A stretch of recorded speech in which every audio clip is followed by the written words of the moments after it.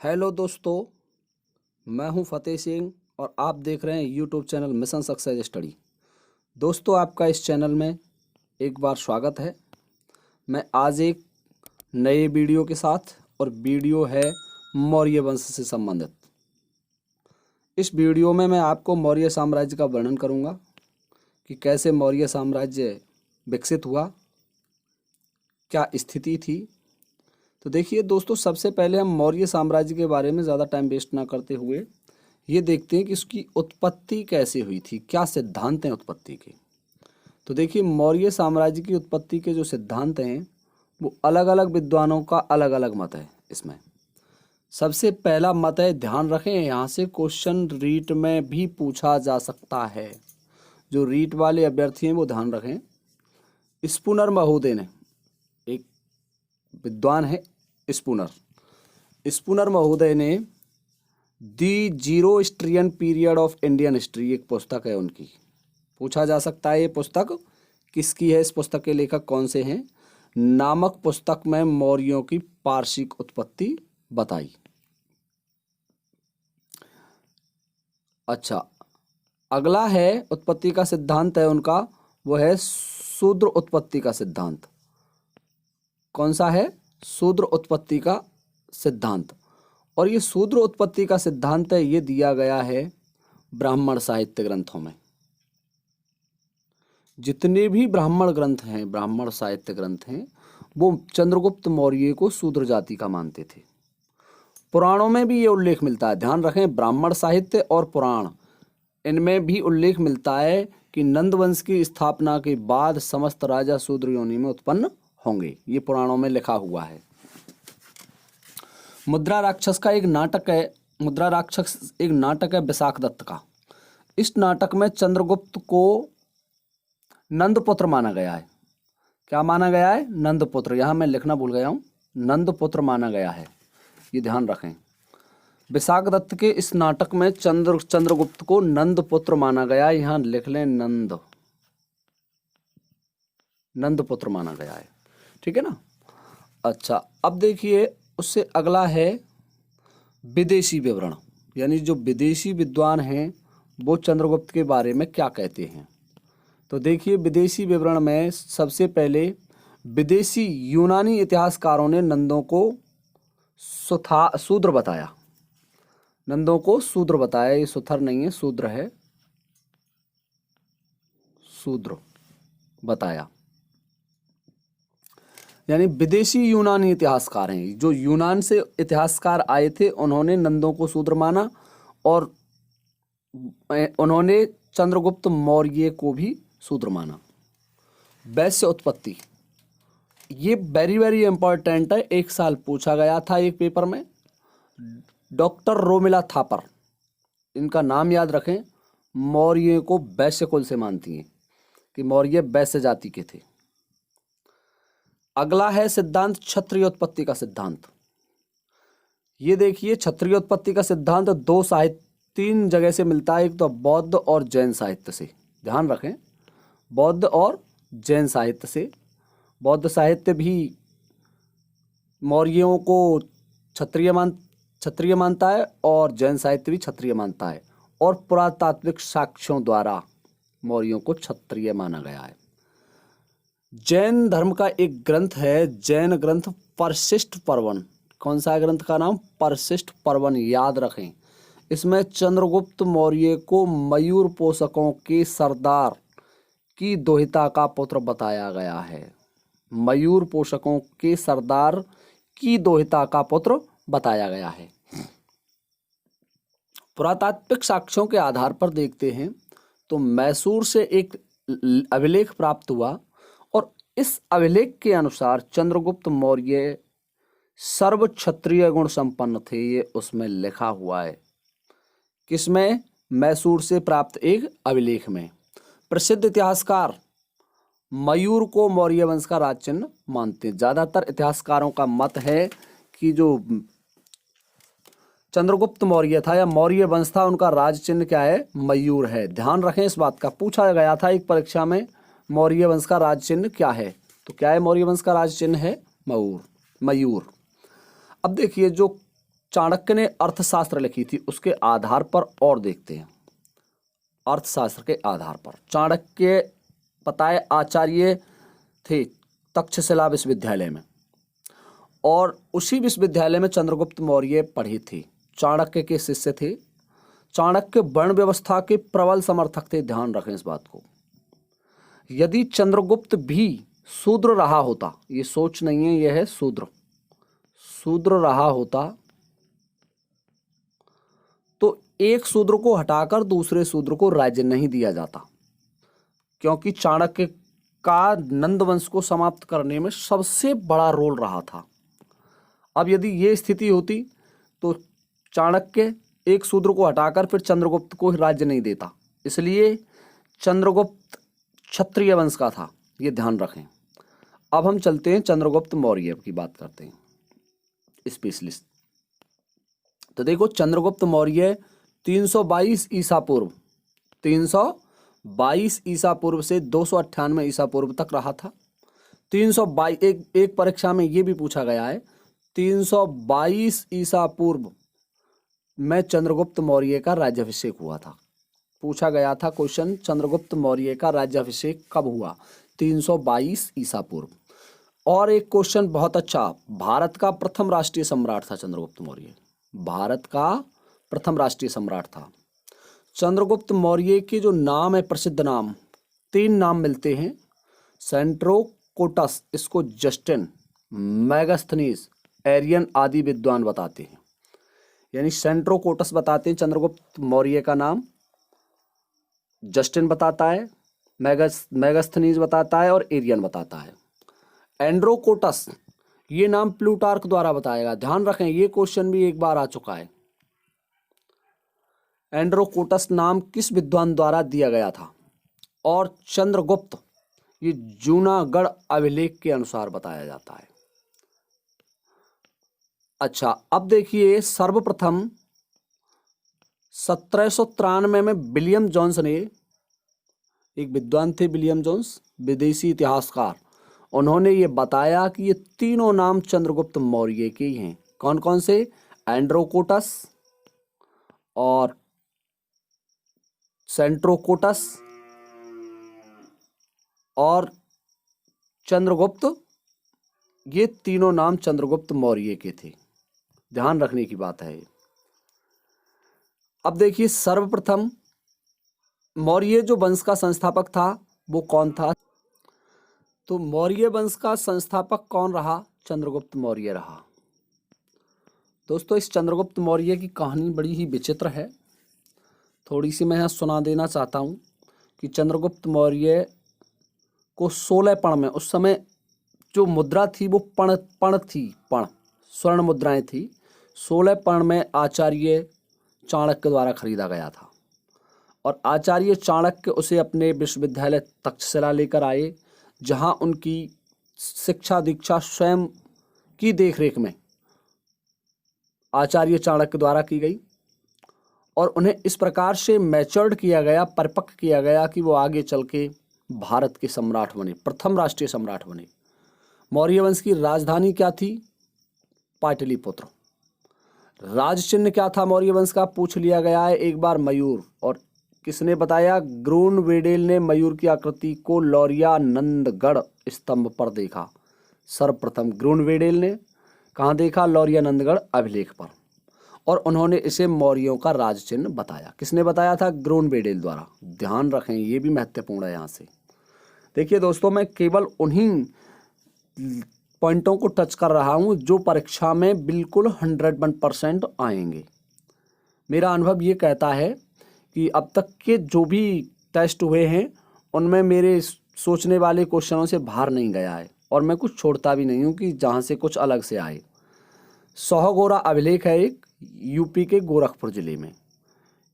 संपूर्ण मौर्य काल का एकमात्र अभिलेख है जो ताम्रपत्र पर अंकित है, फर्स्ट ग्रेड में आया था। ये लेक्चरर के पेपर में आया था कि निम्न में से ताम्रपत्र पर अंकित अभिलेख कौन सा है। तो इसमें 4 अभिलेखों के नाम थे, तो कौन सा है? सोहगोरा। कहाँ पर है? यूपी में। कौन से जिले में? गोरखपुर में। चंद्रगुप्त मौर्य वह पहला शासक था चंद्रगुप्त मौर्य वह पहला शासक था जिसने अकाल राहत के लिए, अकाल पड़ गया था, इस हेतु अन्नागार का निर्माण करवाया, स्थापित किया। प्लूटार्क ने कहा है, प्लूटार्क के दो कथन हैं। युवावस्था में चंद्रगुप्त नंदों के विरुद्ध सहायता के लिए सिकंदर से मिला था। ये नंदू नहीं है, नंदों के विरुद्ध, नंदों के विरुद्ध किससे मिला था? सिकंदर महान से मिला था। दूसरा है, चंद्रगुप्त ने 6 लाख की सेना लेकर भारत को रौंद डाला। ये है 6 लाख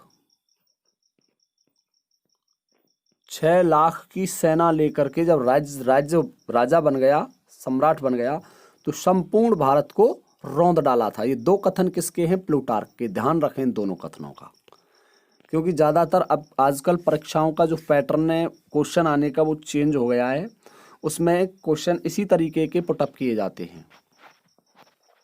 अगला है हेमचंद्र राय का कथन। ये कथन बहुत पूछे जाते हैं, विशेषकर परीक्षाओं में ज़्यादा कथन ही आते हैं आजकल। हेमचंद्र राय ने इस घटना की तुलना मध्ययुगीन भारत के राजपूत नरेश राणा सांगा से की थी। ये क्वेश्चन भी एक बार पूछा गया है कि किस विद्वान ने, नहीं, क्वेश्चन ये आया था हेमचंद्र राय ने किस सम्राट की तुलना राणा सांगा से की थी? तो किसकी की थी? चंद्रगुप्त मौर्य की। हेमचंद्र राय ने इस घटना की तुलना मध्ययुगीन भारत के राजपूत नरेश राणा सांगा से की थी, जिसने अफगानों को अपदस्थ करने के लिए बाबर को आमंत्रित किया था। किसको? चंद्रगुप्त मौर्य का सिकंदर से मिलना। अगला है जस्टिन का कथन। जस्टिन भी कुछ कहते हैं चंद्रगुप्त के बारे में, और ये कहते हैं कि एक बार सिकंदर ने चंद्रगुप्त की स्पष्ट बाध्यता से नाराज होकर इसे मार डालने का आदेश दे दिया था। ये किसका कथन है? जस्टिन का। परंतु चंद्रगुप्त वहां से भाग निकला और यहां से वो कौटिल्य के पास पहुंच जाता है, चाणक्य के पास। चाणक्य ने चंद्रगुप्त की पीठ थपथपाते हुए कहा, एक राजा में शेर की दहाड़ और लोमड़ी की चालाकी दोनों होनी चाहिए। ये कथन किसका है? पूछ लिया जाता है कि एक राजा में शेर की दहाड़ और लोमड़ी की चालाकी दोनों होनी चाहिए। तो कथन है कौटिल्य का। किसके लिए कहा था? चंद्रगुप्त मौर्य के लिए। और ये संपूर्ण कथन किसका है? जस्टिन का। दूसरा कथन है जस्टिन का, चंद्रगुप्त की सेना डाकुओं का गिरोह थी या डाकुओं का समूह थी। अब देखिए, चंद्रगुप्त मौर्य ने जो धनानंद था उसका शासक, जो सेनापति था, वो था भद्रशाल, जिससे चंद्रगुप्त ने लड़ाई में पराजित किया और इसी विजय के साथ भारत सम्राट बन गए थे। कौन? चंद्रगुप्त मौर्य। ये वर्णन मिलिंद पन्नों में मिलता है। एक शास्त्र है, एक पुस्तक है मिलिंद पन्नो, उसमें मिलता है। अब देखिए चंद्रगुप्त मौर्य ने क्या किया, ये महत्वपूर्ण फैक्ट है चंद्रगुप्त मौर्य का। चंद्रगुप्त मौर्य ने सेल्यूकस की पुत्री थी। देखिए सेल्यूकस के बारे में जानते हैं पहले कौन था। सेल्यूकस ये सिकंदर के पूर्वी प्रांतों सीरिया और बेबीलोन का गवर्नर था। पूर्वी प्रांत पूछा जाता है, या कहाँ का गवर्नर था ये भी पूछ लिया था एक बार, सीरिया और बेबीलोन का। इसे 305 ईसा पूर्व चंद्रगुप्त मौर्य ने परास्त किया और इसकी पुत्री थी एक सेल्यूकस की, हेलेना, उसके साथ इसने विवाह किया था। किसने? चंद्रगुप्त मौर्य ने। संभवतः ये पहला अंतरराष्ट्रीय विवाह था। चंद्रगुप्त ने सेल्यूकस को हराकर वैज्ञानिक सीमा, एक बार ये पर्वत पूछा गया था कि चंद्रगुप्त ने सेल्यूकस को हराकर अपनी वैज्ञानिक सीमा कहाँ तक विस्तृत की? तो हिंदू कुश पर्वत तक। वेरी वेरी मोस्ट इंपॉर्टेंट है दोस्तों ये। अब देखते हैं अगला। सेल्यूकस को जब चंद्रगुप्त मौर्य ने परास्त किया तो उन्होंने क्या किया? सेल्यूकस ने उसे 4 प्रांत दहेज में दिए थे हेलेना की शादी में। कौन कौन से थे चारों प्रांत? Area, Herat, Arachosia, Kandahar, Kabul, Gedrosia. Gedrosia का मतलब बलूचिस्तान या मकरान तट। ये चारों एक बार पूछ लिए गए थे कि कौन कौन से प्रांत दहेज में दिए थे, चारों पूछे थे। इसका वर्णन मैग्नीजस्थ ने किया है। मैग्नीजस्थ हैं एक विदेशी इतिहासकार, उस समय भारत आए थे और सेल्यूकस का प्रथम राजदूत सर्वप्रथम अपनी पुस्तक इंडिका में, यानी किसके राजदूत थे ये मेगास्थनीज? सेल्यूकस के राजदूत थे और ये भारत आए, इन्होंने एक पुस्तक लिखी थी इंडिका। पूछ लिया जाता है, मौर्य प्रशासन पर इन्होंने लेख लिखा और उसमें इन्होंने बताया कि पाटलिपुत्र का जो आकार है वो कैसा है, समांतर चतुर्भुज जैसा है। और पाटलिपुत्र का नाम क्या बताया इन्होंने? पोलीब्रोथा, पोलीब्रोथा बताया। पाटलिपुत्र गंगा और सोन नदी के संगम पर स्थित है। कहाँ स्थित है? गंगा और सोन के संगम पर। मेगास्थनीज ने चंद्रगुप्त के लकड़ी के महल के, चंद्रगुप्त का जो महल था वो किसका था? लकड़ी का। बहुत ही प्रशंसा की और भारतीयों के चरित्र की भी प्रशंसा की और उन्होंने उत्तम चरित्र वाला बताया। भारत का इतिहास लिखने वाला प्रथम विदेशी इतिहासकार था। कौन? मेगास्थनीज। ध्यान रखें इस बात का कि मेगास्थनीज सबसे पहला विदेशी इतिहासकार था जिसने भारत के ऊपर लेख लिखा है। अब देखते हैं साप्तांग सिद्धांत। कौन सा सिद्धांत? साप्तांग सिद्धांत। ये भी पूछा गया है। ये साप्तांग सिद्धांत कौटिल्य द्वारा दिया गया, ये राज्य का सिद्धांत है, कौटिल्य ने दिया था। अर्थशास्त्र की खोज। अब जो कौटिल्य का अर्थशास्त्र है उसकी खोज किसने की? ये क्वेश्चन भी वेरी वेरी इंपॉर्टेंट है। 20वीं सदी में श्याम शास्त्री और महामहोपाध्याय गणपत शास्त्री, दोनों भाई थे ये मानिए, श्याम शास्त्री और गणपत शास्त्री, इन्होंने इसकी खोज की। अर्थशास्त्र का हिंदी में अनुवाद वाचस्पति गैरोला ने किया और अंग्रेजी में अनुवाद किया था वो श्याम शास्त्री ने किया। किसने किया था? श्याम शास्त्री ने, जो इसके खोजकर्ता थे। और ये जो अनुवाद है अंग्रेजी का, ये 1915 में मैसूर से प्रकाशित हुआ। ये क्वेश्चन एक बार पुटअप कर लिया गया है। कौटिल्य के अर्थशास्त्र की तुलना मैकियावली के प्रिंस से की जाती है, इसीलिए कौटिल्य को भारत का मैकियावली कहते हैं। यानी भारत का मैकियावली कौन है? कौटिल्य। अब देखते हैं अगला है मंडल सिद्धांत। ये भी कौटिल्य द्वारा दिया गया था। राज्य का कैसे संचालन करें, दूसरे राष्ट्रों से कैसे विदेश नीति अपनाएं, उसका जो सिद्धांत है वो मंडल सिद्धांत कहलाया। कौटिल्य ने 4 सिद्धांत दिए थे राज्य संचालन के लिए, 4 नीतियों का वर्णन किया उसमें, साम, दाम, दंड और भेद, 4 नीतियां बताई कौटिल्य ने। अब देखते हैं जो अगला मोस्ट इंपॉर्टेंट पॉइंट है वह है तक्षशिला। तक्षशिला उस समय एक ऐसा विश्वविद्यालय था, ये तक्षशिला जनपद की राजधानी थी। किसकी? तक्षशिला की। ये प्रथम विश्वविद्यालय था तक्षशिला। और कहाँ स्थित था ये? 2 नदियों के बीच में स्थित था तक्षशिला, सिंधु और झेलम नदियों के मध्य में। ध्यान रखें इस बात को। आयुर्वेद विज्ञान का सबसे बड़ा केंद्र था उस समय का। आयुर्वेद विज्ञान का सबसे बड़ा केंद्र था। 500 ईसा पूर्व में ये अपने चरम पर था। राजनीति शास्त्र और शस्त्र विद्या दोनों की शिक्षा इसमें दी जाती थी। एक और महत्वपूर्ण बात, इस विश्वविद्यालय से सबसे पहला विश्वविद्यालय है ये संसार का, तक्षशिला।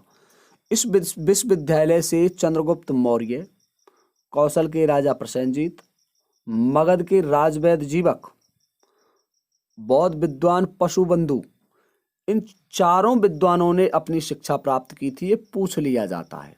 कौन? चंद्रगुप्त मौर्य, कौशल के राजा प्रसेनजीत, मगध के राजवैद्य जीवक और बौद्ध विद्वान पशुबंधु। इसे जैन धर्म के तीर्थ स्थल की उपमा भी दी गई। किसको पूछा जा सकता है? तक्षशिला को। संस्कृत शिक्षा का माध्यम था इस विश्वविद्यालय में। चीनी यात्री फाहियान 405 ईस्वी में तक्षशिला आया था। कब आया था? 405 ईस्वी में। चीन का एक विद्वान था जिसने एक वर्णन लिखा है अपना, भारत वर्णन, सीयूकी या चोशाल सिलुक में तक्षशिला विश्वविद्यालय का वर्णन इन्होंने किया है। दोस्तों, जो तक्षशिला विश्वविद्यालय था वो 6ठी शताब्दी में हूण आक्रमण के कारण पूर्णतया नष्ट हो गया था। किसके कारण? हूणों ने अटैक कर दिया और इस वजह से तक्षशिला पूर्णतः नष्ट हो गया। तो दोस्तों, ये थी हमारी वीडियो चंद्रगुप्त मौर्य को लेकर, मौर्य साम्राज्य से संबंधित लगभग 3 वीडियो या 4 वीडियो आएंगी, वो मैं धीरे धीरे आपको लाता रहूँगा और वेरी वेरी इंपॉर्टेंट क्वेश्चन ही लाऊंगा सेलेक्ट करके। दोस्तों इसमें मैंने बहुत मेहनत की है, तब ये वीडियो बनाई है, लिखा गया है इसको और आपके सामने है। यदि पीडीएफ चाहिए तो आप मुझे कमेंट बॉक्स में लिख के डाल सकते हैं, इसकी पीडीएफ भी मैं आपको उपलब्ध करवा दूंगा। धन्यवाद दोस्तों। हम एक बात और कहूँगा, यदि आपने हमारे चैनल को अभी तक सब्सक्राइब नहीं किया है तो चैनल को सब्सक्राइब ज़रूर कर लें, ताकि आने